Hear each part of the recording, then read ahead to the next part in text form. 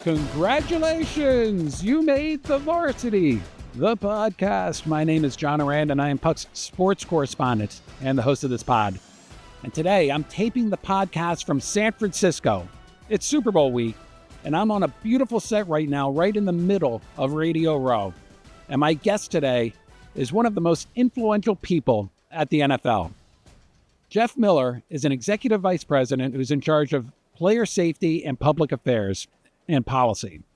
More importantly, he's a close advisor to Roger Goodell, who has spent the past 2 decades working for the Shield. But before I get to Jeff Miller, today is Wednesday, February 4th, and here's what I'm watching. It's the NFL, of course. Roger Goodell gave his annual State of the Union press conference on Monday. Now, the commissioner generally doesn't break much news at these conferences. His answers can usually be described as lawyerly. In fact, I'm much more interested in hearing the questions from reporters than Goodell's answers. And Monday's press conference gave me a good blueprint for some of the topics that I'm actually going to bring up on this pod. The topic that generated the most questions was ones that dealt with the Rooney Rule and the perceived lack of fairness when NFL teams hire new coaches. 4 reporters asked really good and pointed questions about whether the Rooney Rule is a window dressing on a bigger problem. The Rooney Rule mandates that teams have to interview at least 2 minority candidates for open head coaching positions. These questions came after we saw a hiring cycle that saw no black coaches hired for any of the 10 head coach openings, and Goodell seemed to acknowledge the issue and said that there's more work to do.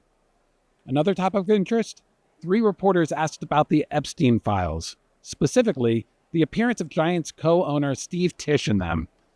Goodell said the league will follow the facts, and this is his quote, we'll determine whether to open an investigation or not based on those facts. Other topics? Goodell didn't have much to say on Bill Belichick's Hall of Fame sub, saying that the NFL doesn't control what the Hall of Fame does, and he defended Bad Bunny, the Puerto Rican artist who's the Super Bowl's halftime performer. Goodell called him one of the great artists in the world. Okay, now let's get to Jeff Miller. Jeff Miller, first of all, thank you very much. Doing an interview on Radio Row. This is pretty cool. Well, I think it's cool to do an interview with John Arand anytime. There you go. So I'm happy whether it's Radio Row or back home. This works out well for me. You have been with the NFL for about 2 decades now. Yeah. So you've done a lot of Super Bowl weeks. What's it like for you? Take us through your week. Well, my roles have changed over the years. It's like having a series of different jobs since I've worked at the NFL. So each one of those experiences is a little bit different. As a person now who's responsible for communications, health and safety, and some other things, it's always being pulled in a million different directions. And that part's fun, to be totally honest about it. You get to see people you haven't seen all year, and you get to visit with them. So it's a little bit like old home week. And at the same time, there's this unrelenting pressure because the game is coming up and everything has to be just right. And issues that would otherwise be small and could be sloughed off till the end of the day, all of a sudden have to be handled immediately because the Super Bowl's coming and the whole world is watching. And so it's this really interesting dynamic of, hey, really fun, something to look forward to, social events, chances to catch up with people, and oh my goodness, the Super Bowl, our Super Bowl, the actual Super Bowl is coming up in a few days, so we have to get this stuff done. When I first started writing about 20 years ago, the NFL was losing out to American Idol, and now the idea that you even say that it would lose the NFL seems preposterous. It does. Internally, when you're inside the NFL, do you feel the growth that you've seen over the last 2 decades? That's such an interesting question because I don't think you feel it until you step out of Manhattan and you're around either an event like this or maybe more specifically the draft, which has grown literally year by year, and you see it before your very eyes, or even more recently, the advent of playing more and more games internationally. Commissioner talked about the fact we'll play 9 next year, which is a record, new markets, et cetera, which I'm happy to get into. But you go to Madrid, as I did this year, or you go to Sao Paulo, and you're like, well, wait a minute, there are NFL fans here. They fill the stadium, and they're not expats. They're people who are native to that country who enjoy our sport. And so when you talk about growth and the largeness of it, you feel it in those moments. At Super Bowl, I feel it too, because the international media presence grows and grows and grows. So we know the fan base in the United States is fabulous, and we don't take it for granted for a second. But the new changes are probably seen in a very real, material way when we talk about international. Yeah, your job obviously has changed, but like if you are internal, you're at your computer and you're working on. I have an whatever. office, and there's an office next to me and an office next to that. And somebody's yelling at you, and sometimes the commissioner. Correct. Yes, that's my boss. Tell us more about that, Jeff. We'll save that for off mic. Roger had his annual press conference on Monday. Only one question on media rights, which is sort of my bugaboo here. Yeah. The question I have for you is, as you take a look out at the lay of the land, the media landscape, what do you see right now? Well, a couple of really important developments there. Let's start with recent events, which is the closure of the sale of the NFL Network to ESPN, which I know you've covered, substantially and has gotten its approval earlier, I think, than anybody anticipated, which is fabulous news, we think, for the network itself, as well as for our fans, because, ESPN is going to be able to infuse it with a lot of talent, a lot of growth, a lot of energy that maybe it needs. And that's going to be a platform for our fans to see more football, to get more color and character around the game on a year-round basis, as well as the other platforms, of course, that ESPN is expert at. Red Zone and the other things that we do, while we get to retain some rights and still do a lot of work in the digital space. Those are huge benefits to the NFL fan. And I think it had reached its time, and we've been talking about this, don't forget, I guess, John, probably 4 years, we've been talking about finding a better home for the NFL Network.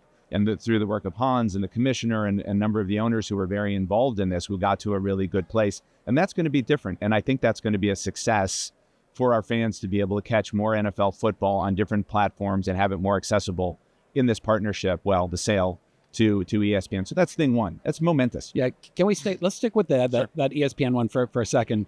You also own, through your stake in Skydance, a small part of CBS. I think the main story that I'm trying to pursue is, how does your relationship to ESPN change now that you're a 10% owner of ESPN? I don't think that it does, frankly. I think that we have had a relationship with ESPN going back to 1987, if I am correct in this. You probably know as well as I do. They would say license games. They started doing the draft. They did the draft before that. Yeah. Before anybody else wanted to, right? You were in elementary school then, I think believe. I probably was. I probably was unaware of the draft. But 1987, when they started carrying games, and that obviously led to some of the fuel to ESPN's growth. So there's been a relationship there for many, many years. And certainly people a lot closer to it than I have been. So that relationship continues, and they are an incredibly important partner. Obviously, many of our fans get their news, not to mention games on a weekly basis, and coverage and highlights and such from ESPN, and always have. So I don't think that changes. I don't think the editorial decisions change. In fact, that was a point in the conversations to ensure that wasn't the case. ESPN is independent from us. And there have been that question asked in the past, hey, is this going to change when the rights come to market? Is ESPN going to get some sort of sweetheart deal? And you mentioned I've been with the league for a while now, and I can assure you I've never seen anybody get a sweetheart deal. I would love to see a sweetheart deal. There's no such thing as a sweetheart deal. There's a fan-friendly deal, right? That's our priority, to make sure fans get what they want. But I don't think that that's a dynamic that anybody needs to concern themselves with. Well, I do think some of the worry is that it's not going to be a sweetheart deal, of course. I mean, the NFL, that's not our business strategy. You might leave a dime on the table, but generally you don't. And at the edges, will ESPN get a better schedule for Monday Night Football, or will there be better windows it's stuff that I'm not even considering. Yeah, I just don't think that it's that black and white. I think the short answer is no. That's not going to change. Obviously, we want to maximize the best games and the best windows. And Hans and Michael North and their whole team are working on this, regularly to ensure that we're doing a real good job there. But there's also a number of partners who are looking for those games. Let's not forget. The Thursday night package was terrific this year. Ratings were up substantially, close to linear. Monday night, terrific. We're up 10% year over year in terms of the ratings overall. And that is in part, and maybe an undersold part, because of the hard work that our scheduling team does to make sure that those fan-friendly games are in the fan-friendly windows and people can go find them. In addition, as you know, there's a game on Peacock occasionally. There's the Netflix 2 games. There's other places where we're trying to find ways to reach our fans as they change their habits, as they change their viewing habits. And certainly those of us who have kids full well know that they don't watch TV the same way that we do. And I have kids at that age who are NFL fans, and they can't distinguish a broadcast linear network from watching a streaming service. but they want to know where the game is and they want to find it there, and we need to be there for them. And so all of that is part of the strategy that goes into this mix. Our broadcast committee, the owners, commissioner, others are focused on this. And the goal has always been, and this is the thesis of it, has always been to reach our fans where they are. In a changing media environment, that becomes more challenging. But if we're not going to give them second-class status, if that's where the fans are going to find the games, we have to service them. And that's a real challenge given the number of partners and a changing media landscape.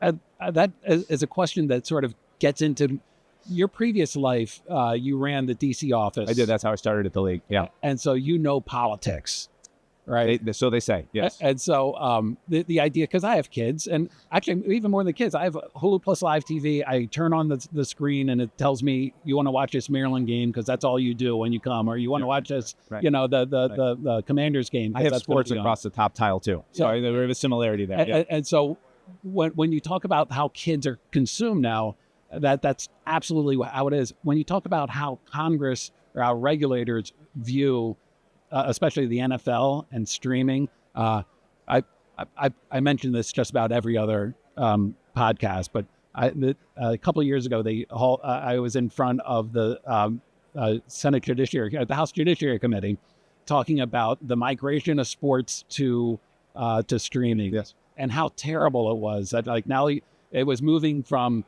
free TV like ESPN to Peacock, and I was patiently trying to say, well, ESPN actually isn't free, and but there is a sense that the move to streaming might be a little bit bumpy in DC. Do you get that sense? Listen, that's not a new issue. When I worked I spent about a decade working as a lawyer for the Senate Judiciary Committee and handled all manner of issues on antitrust. I don't see any gray hair or anything. Red doesn't turn gray; it just falls out. So I spent a lot of time in intellectual property issues, antitrust issues, communication, regulatory issues, which is part of the reason that I ended up with the NFL, because I had background in the same things that you're just talking about, and it was frequent. Or let me rephrase, not infrequent for a committee or a subcommittee to look into games moving to cable or pay-per-view games. Not that the NFL was in that, but other sports were putting games on pay-per-view as cable became omnipresent, or the Sunday ticket to go to satellite. Remember when it went to DirecTV? There was the question. We said, well, this is incredibly pro-consumer. Now you can get a lot more games than you've ever had before. The NFL said that, not me, because I wasn't there at the time.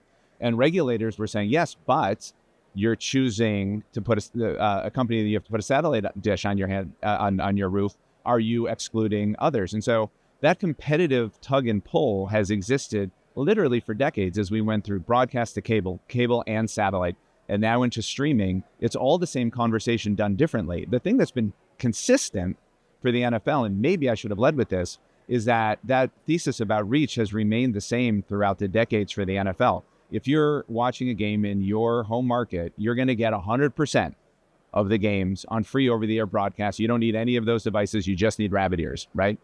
87+% of our games are on free over-the-air television generally. So even if it's not your competing team's home market, it's still available on Fox and CBS and NBC. That has always been true. And so we always have that argument to make when Congress takes a look at it.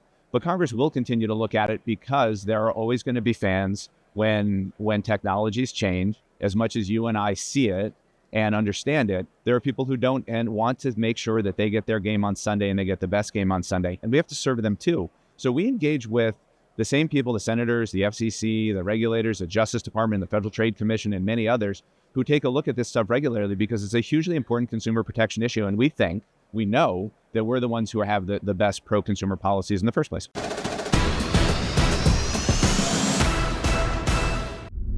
As you look at the landscape and knowing that reach is so important, you talked about Amazon's ratings. The commissioner, during his press conference, did talk about sort of the changing nature of media. Do you foresee a time when a Netflix or Amazon or Apple will have better reach than even the broadcast networks? Well, I guess it's. Or am I looking at it? Am I looking at that the right way? Listen, I don't know. I think that it's so fluid right now that it's hard to make that evaluation. Amazon Prime has how many tens of millions of subscribers? Netflix has how many tens of millions of subscribers, both domestically and internationally? So they're present. unquestionably in our ecosystem and offer us a conduit to our fans around the world. So, we had our first global game this year when we played in Brazil, and it was broadcast by YouTube around the world, broadcast, whatever that word means in today's lingo, right? So where it used to be to ensure that we were getting breadth in our 1 o'clock window or our 4 o'clock window or the 4:25 game and making sure different aspects of the country saw the best possible games. Now we're talking about reaching those fan bases around the world which are real and growing. So that makes everybody's life even more complicated in a good way. There's only so much inventory, and yet we wanted to distribute them. When Commissioner talks about the next generation of this, and I think he was pretty elegant in how he talked about, hey, look, there's a lot of partners who want to be in, and there's any number of companies we talk to on a regular basis who might want to come in too. That demonstrates sort of the vitality of the marketplace. Like, there is going to be innovation and change, and I think we've seen that with some of our partners now. He always likes to allude to the fact, and he might have at the press conference, about how the average age of the fan who is watching on Amazon Prime is considerably lower than your average fan who is watching a broadcast. I think that's fair. My father, who I love dearly and will watch every Packers game, is not quite as agile with Amazon Prime as my son is, right? And he's a good fan, and he's a bright man. I would like to listen in on some of those phone calls that you get. Dad, this one's not on Fox, right? We need to work on this. That's the conversation. And there are a lot of people like him who are terrific NFL fans. Like my avidity grew from him. So that you have to put all that into the stew and mix it, and maybe things are happening and changing faster and faster and faster than they were before, which is both a challenge and a huge opportunity. You talk about you only have so many games, which leads into the idea of expanding to an 18th game, which again in his press conference, and I'm sure you're not going to go against the commissioner what he said in the press conference. It's not good career advice. No, actually, I would suggest that you don't. Probably, thanks, John. Yeah, thanks, John. Brilliant advice. It did appear though that there was a headlong rush. Like, yeah, we're going to do an 18th game. Some owners came out, talked about wanting to do an 18th game. The former head of the NFLPA talked about how like everybody kind of wants this 18th game, and now it appears to be kind of a pushback. I'm not sure how to describe it. The idea that it's a fait accompli is, as opposed to it's not necessarily inevitable. Yeah, that point. It's a fair point. It's a good question. The truth is, and actually, it was a terrible question. Thank you for saving me. No. It's not, because I think the dynamic is interesting, and I think the foundation of it has been consistent all along, which is to say, in our most recent collective bargaining agreement with our players, when we moved from 16 to 17, to get from 17 to 18, it has to be done collectively. It can't be done unilaterally by the league. So by definition, there's going to be conversations with the Players Association. And I know they're sorting out leadership and they're in a bit of a transition phase. So they'll get to that place. And as we talk to them, I'm sure that this will continue to be, or start to be, a more intensive topic of conversation. I also don't look at it, and I'm going to put my health and safety hat on for a second, because that's a place where I've spent a lot of time working at the league. 18-2 versus 17-3 isn't just about an additional game. It's also about looking at the year-round composition of what we're asking of our players and trying to find a way to enhance the health and safety of the sport. And the commissioner talked about that yesterday a bit as being a primary issue when we talk about 18-2. Why is training camp the way it is? Why are there 3 preseason games? How this advent of joint practices and more clubs looking to do those, usually for their ones, to play in those as opposed to playing in the preseason game. What does that mean for the preseason game as a fan value? Is it continued to diminish?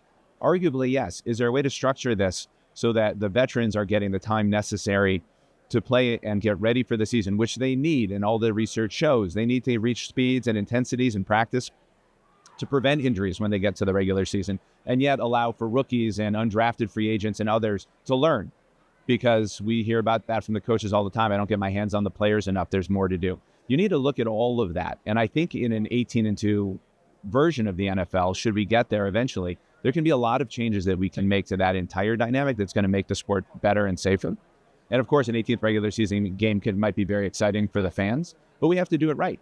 And I think that the amount of work that goes into it that the fan doesn't see, it's not just scheduling a stadium for one more week, or this vision of playing the Super Bowl on President's Day weekend, which, by the way, we do next year. They're going to have a 3-day weekend next year, which everybody's going to get very excited about, including me. it's not as easy as that. There's so much that goes into it on the broadcast side, on the stadium side, on my team, on health and safety, to best understand how to do this in the most appropriate way. That part of this, hey, look, it's not inevitable, which is what the commissioner said at his press conference, I think is accounting for don't give short shrift to the amount of work that has to go into getting this right. You brought up a point of like, why are we still doing training camp the way we've been doing it back in the 1970s? How does that change?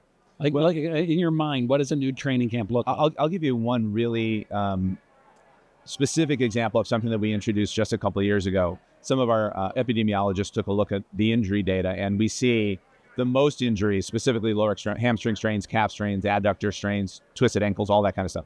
The most intense time for those set of injuries is right at the beginning of training camp, those first 10 days. First 10 days. And so what can you do about it? Well, we instituted an acclimation period. First, before you even put your helmets on, you have a series of days where you're on field for a little bit more, a little bit more. We track using artificial intelligence and other things, the loads that the players put on themselves or the coaches put on the players. You track that, all that. And then you put the helmets on and you re-acclimate yourself. So you go back stepwise up for the next few days. We saw a decrease in hamstring strains by 25% in the first 2 years. Mm. And the recurrence of those, because we all know we have players on our favorite teams, are like, he's had that hamstring since August. It flared up again in week 3. It flared up again in week 10. The recurrence rate of that dropped off a cliff too. So just using some basic tools to understand how players work, you can create or phase in or change, depending on the individual, a 10-year veteran versus a rookie, a more appropriate training camp to get them to the game speeds that they need. And hopefully, and I really believe this, decrease a number of unwanted injuries and maximize the amount of time on field without increasing the amount of time on field. I know it's part of your title. How much time do you spend on player safety in your day-to-day job? It's a passion for me.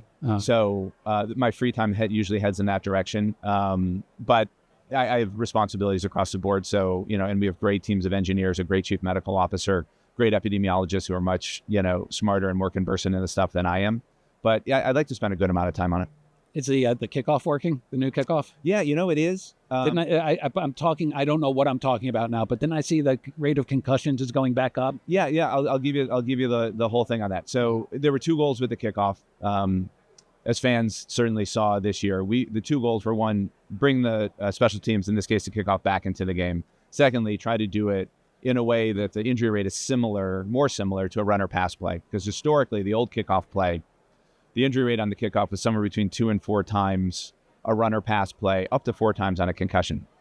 No surprise why. The amount of space and speed. And so those collisions were really substantial for the ball carrier and for the tackler with, these tremendous athletes who can run at incredible rates of speed, therefore making the closing velocities very high and leading to a lot of injuries. So we changed it by minimizing the space and hopefully decreasing the speeds. That was really it in a nutshell.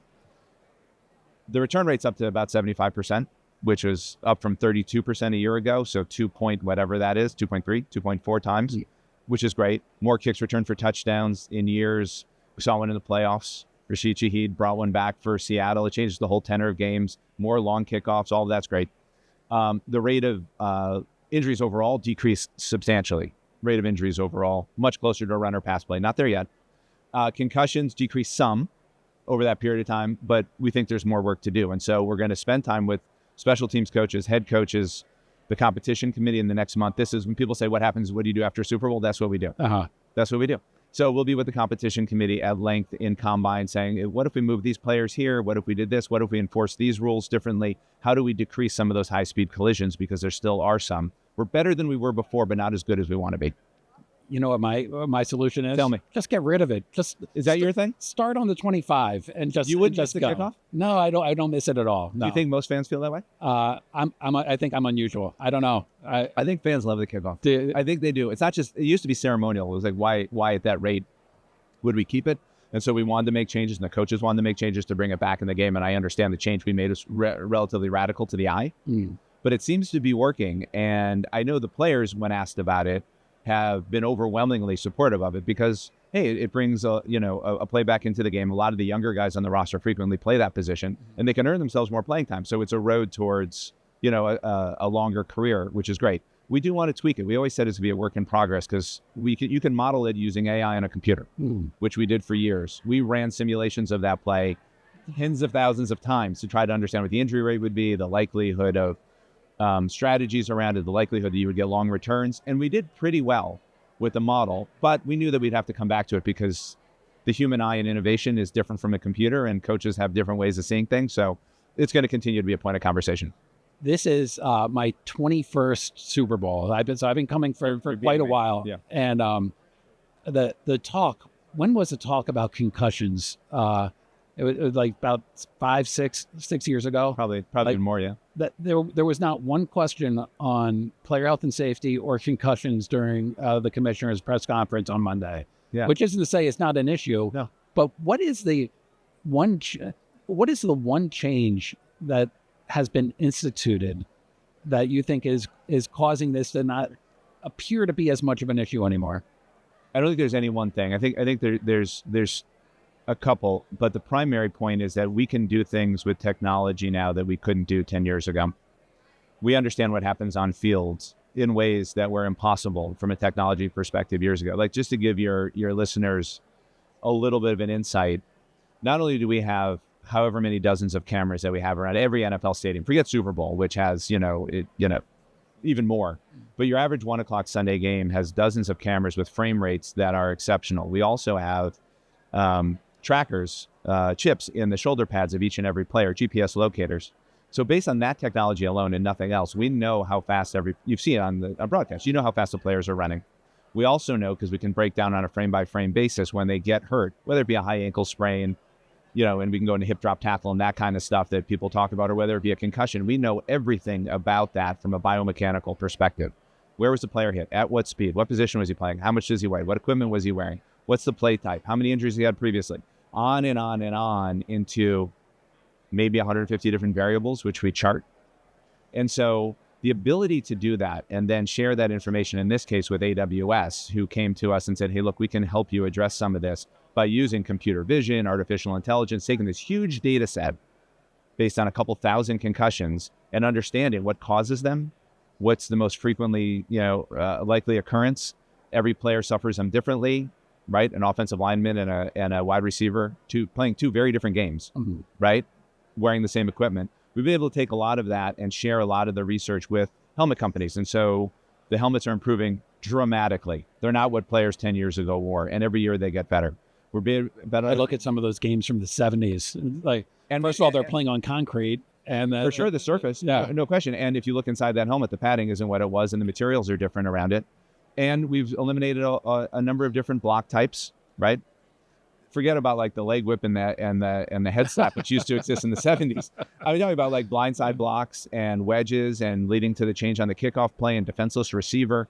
All of us have watched the evolution of this over time, and it's incredibly gratifying on a personal level to be in the middle of some of this, to see how the league as a whole, including the Players Association, who have been great partners, by the way, and a shout out to all the people on their side who have worked on this, to see how we've been able to take technology and data as we've been able to identify it and use it in ways that actually affects the game on the field, right? You think about other sports, they don't change rules. We change rules every single year, right? Primarily to advent safety for the sport.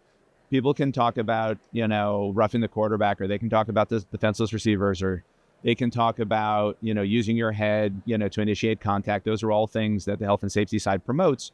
But you know what? Last year, we had the lowest concussion rate in the history of the NFL, as long as we've been able to track this. I can't tell you the number of players who say, if I could play again under this set of rules and only one contact practice a week and all those other things and wearing the equipment we're wearing, I wouldn't have retired when I retired. It's better for the players. And I think the sport has been better too from an excitement perspective. Everybody else can be their own judge of that. You can change and make this sport better, and will continue to, without taking anything away from the nature and the excitement and vitality of the sport. What's a change that because you mentioned AI. I mean, it's changing so quickly. What's a change that you expect to see within the next 5 years, 2 years in the NFL that we're not seeing right now? Yeah, you're starting to see a little bit of AI. You saw the placement of the ball and whether then the first down marker. You saw that's an AI generated, technology, much like tennis uses to sort of identify where the ball is. That doesn't deal with ball placement. There deals where it is in relation to the first down marker.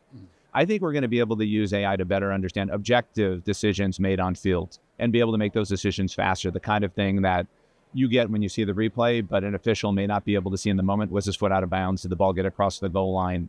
All of that, were there 12 men on the field? Did somebody move too early? All that kind of stuff. There's no reason to think that we can't train computers in real time to be able to identify these things for us and help us officiate the game both more accurately and more efficiently. Not that our officials don't do a great job. That's not really the point. Well, just to make it quicker. It's no question. The most frustrating part of watching an NFL game is waiting for the official review. Well, especially if you see it and you see the review 5 seconds later, and you're like, well, his foot was out of bounds, and now you're just waiting. Actually, I'll even push back on that. You know what frustrates me? I've been watching the NFL for 50 years, and I don't know what a catch is still. And it's like you're looking, you're like, I don't know how they're going to call that, and it's incredibly difficult because when we see it now, as you're sitting on your couch at home and you see every frame and you see it from every angle, which, as we know, didn't exist not so very long ago, and the officials got his shot at looking at it, and again, they, men and women, do terrific work on field. But Commissioner talked about this at his press conference, and I think this is part of what the ambition would be to the question that you asked about AI. Are there fouls in the game, misses, that occur maybe in the last 2 minutes of a quarter or a half or a game that could change the outcome of the game, that with the advent of technology, AI or higher speed computers and frame rates or whatever it is, that we can see faster and change? We don't currently throw flags on the field. The officials throw flags on the field. And replay assist can help review those and decide, hey, that was a miss, pick the flag up, that you got it wrong. Or, hey, the ball should be on the 38-yard line, not the 39. That's where the ball went out of bounds, which is great, right, to be more accurate. But we don't allow anybody except officials on the field to throw a flag. Are there cases, did they miss a face mask? And their view is obstructed, but everybody else in the world saw it. Yeah, why is that not reviewable? Should it be reviewable? Yeah. We have to have that conversation with the competition committee and with coaches. And I think that the advent of technology, AI or otherwise, is allowing that to happen. And I think we're going to start to see a fair amount of that. Certainly that conversation is going to heat up. I'm a proponent on the safety fouls because I want to eliminate the sort of helmet-to-helmet contacts that are more likely to cause injury for players. And if you saw that kind of thing and a flag wasn't called, should we be able to correct it? I think it's a worthwhile conversation. Although, because I'm a journalist, I only see red flags. You're going to call back a touchdown because there was holding at the line. It's the right. It's exactly the right question. Yeah. Right. You see holding because once you look at one thing, you look at everything. Yeah. Right. Yeah. And so, what is the line to draw? And I think that's exactly the right way to sort of figure it out. And the answer to it, I think, is okay. Well, we have to have an honest conversation about that. And then, like anything, you're going to learn as you go. You're not going to call it perfectly the first time through. It's not possible to do that. And to have that number of officials, all with all this great training and experience, to have a similar, almost objective view of how to call these sorts of things doesn't happen overnight. We're humans at the end of the day. We want the humans aided by technology to the extent possible, not replaced by them.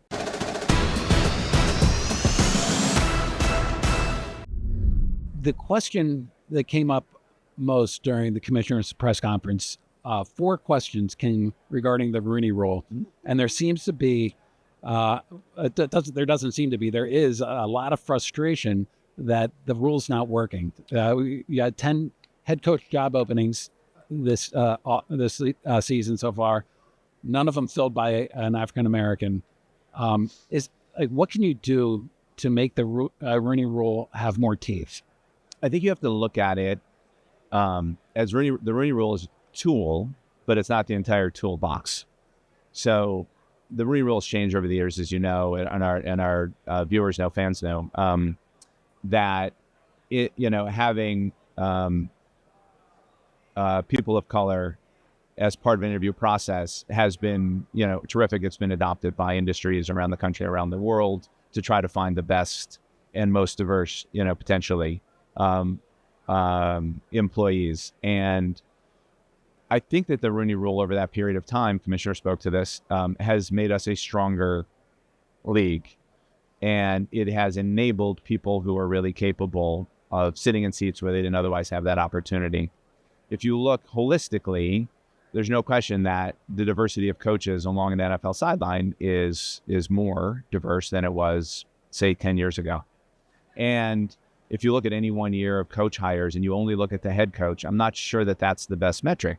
Let's look at coordinators. Let's look at other coaches who are growing up the ranks. And the other tools that I referred to earlier, in addition to the Rooney Rule, these programs like accelerators, where we'll have another one at Combine and then another one in May at an owners meeting, which some of them were originally designed so that owners, the people making the decision, the owners of the club, were meeting candidates they might not otherwise have met during the course of their day, and being able to say, okay, here's so-and-so who happens to be a person of color. I remember meeting him at this event. Now that I have an opening for an offensive coordinator, why don't we bring him in and let's talk to him? And I think that has all proven useful, but that doesn't mean that you stop innovating or re-looking at any of those programs or policies to say, well, this was working, and your question is the right one, and the question asked at the press conference is the right one, to say, well, was this year a success?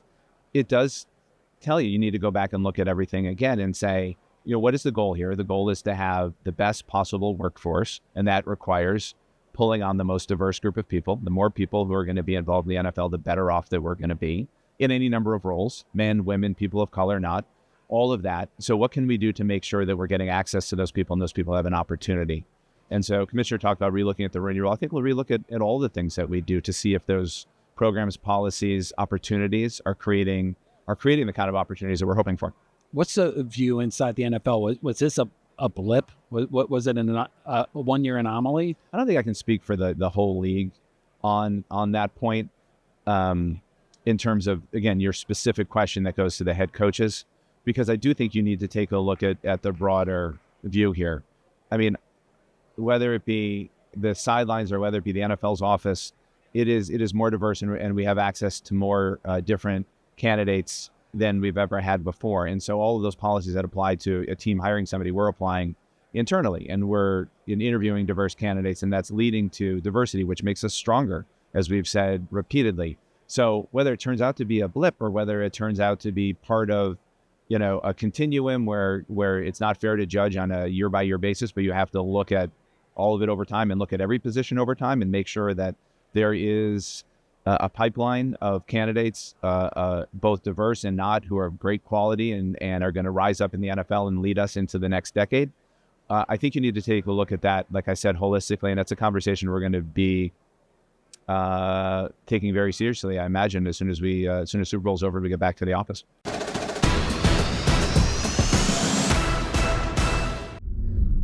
We only have about 5 minutes left, and I haven't brought up sports betting or the predictions market. Shocked. I know. In fact, not one question to the commissioner about this either. Before we get into the predictions market, the embrace, when I say that the league has embraced sports betting, does that make you? Yeah, it gives me hives. It does. Yeah. The acceptance of sports betting. The acceptance. Okay. Yeah. I'll take that. Has that been a success? I think it has. I think it's been a necessity. Look, you mentioned I used to work in the Washington office. One of the things that I did when I was, early on working for the league was, I remember I went to the state of Delaware that was looking to pass a law to permit sports betting. They were one of a few states that was in an odd category that could restart it, that wasn't affected by PASPA, which was the law that was eventually overturned. And that was the NFL's position. We filed briefs against overturning PASPA with the Supreme Court. We wanted to ensure, as we continue to do, that the integrity of the game is the foremost principle. But here we are, 39 states in the District of Columbia have legalized sports betting. Obviously, technology has allowed a lot more of it because you can press a couple buttons on your phone.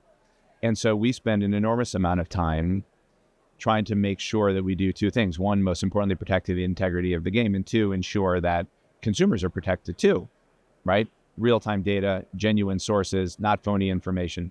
We educate, our compliance group educates 20,000 people annually. So not just coaches and players and league employees at the clubs and all the others, but officials and doctors and trainers and broadcast partners. It goes on and on and on because this is such a dynamic environment.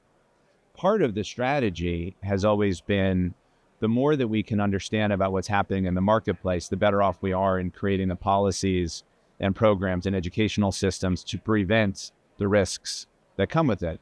And so people say, hey, but you partnered with insert name here. I say, yeah, and it's helped us get access to understanding what the market is. And we get real-time information.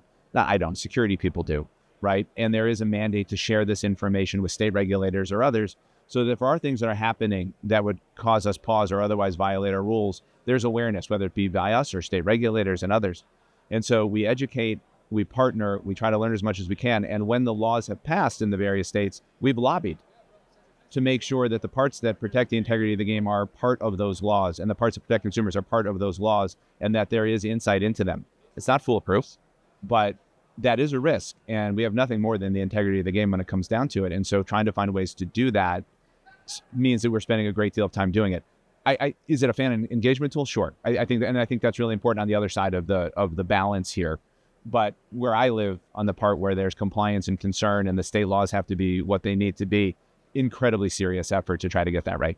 When you see some of these scandals happen in some of the other leagues, the NBA, MLB, is your reaction like you're kind of holding your breath, like you have to learn from those, right? Or well, I think like what people in the gambling business would say is like, it's sunshine. We rooted it out, and they in a weird way they feel kind of good about it. Here's another example. We've been there, John.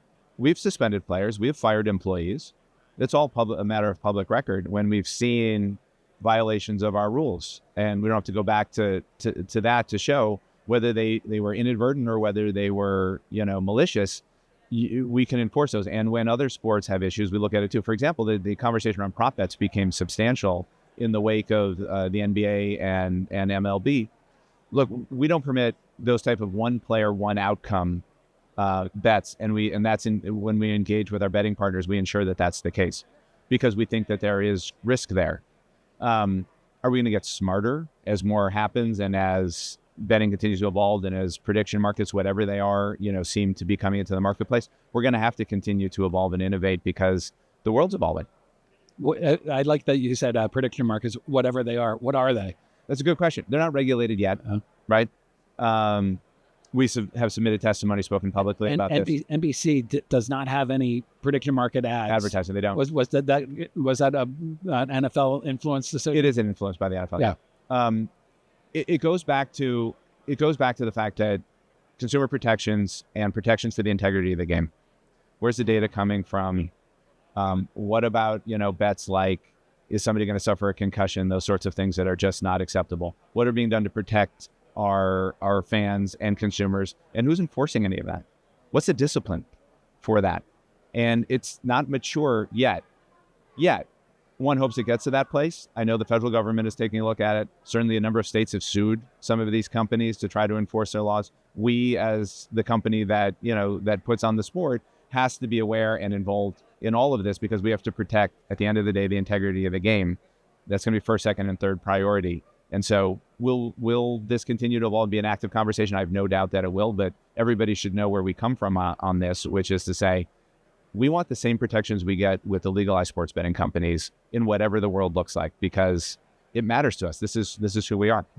Jeff Miller, can't thank you enough. Enjoy Super Bowl week. Thanks, John.